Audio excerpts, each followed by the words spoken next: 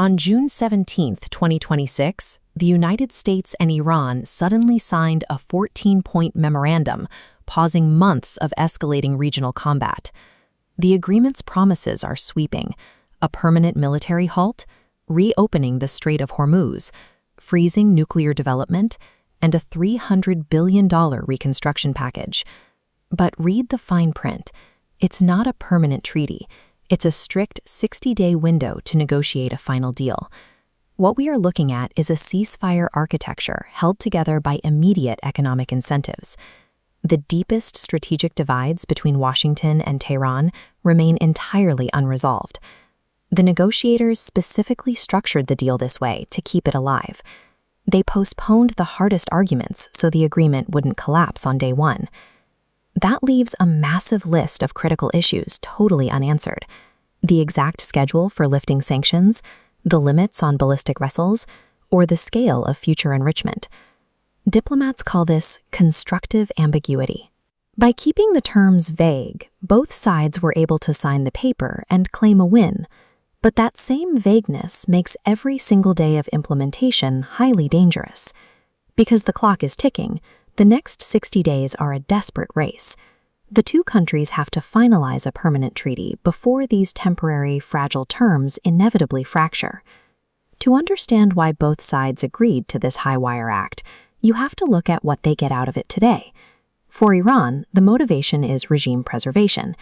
Tehran needs immediate economic relief right now, rather than waiting for a distant, complicated normalization pact. The United States provided that relief by pulling immediate financial levers. Washington granted crude oil waivers and established procedures to unfreeze restricted Iranian assets abroad. The United States has its own pressing motivations. Washington wants to pull its assets back from a costly, sprawling regional war, and it desperately wants to freeze the current baseline of Iran's nuclear program. The core mechanism to achieve that pause requires Iran to halt its enrichment progress and begin on-site downblending of its existing stockpiles, effectively reducing the purity of the material under the direct supervision of the International Atomic Energy Agency. The entire arrangement operates on transactional deterrence.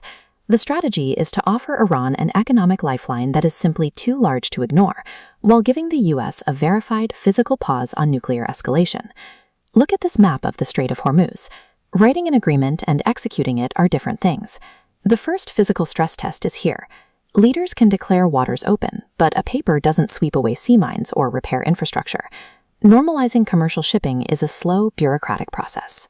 Fleets will only return when insurance rates drop and ship owners decide the risk profile is acceptable, which takes real time to establish. This physical delay creates immediate economic danger.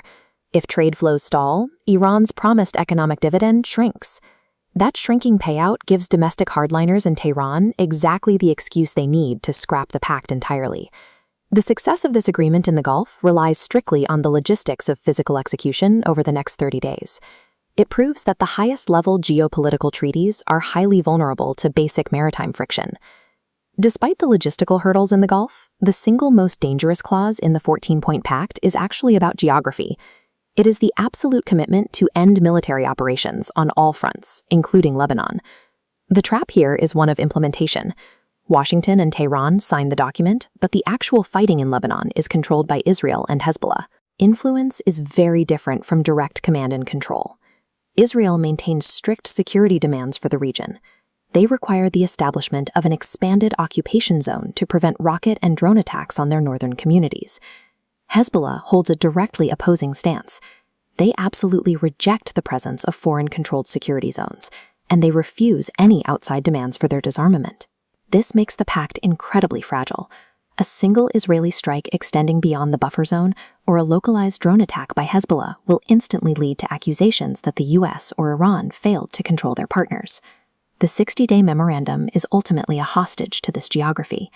A massive bargain attempting to solve nuclear proliferation and unlock billions in global economics could be entirely destroyed by armies who were never even in the negotiating room.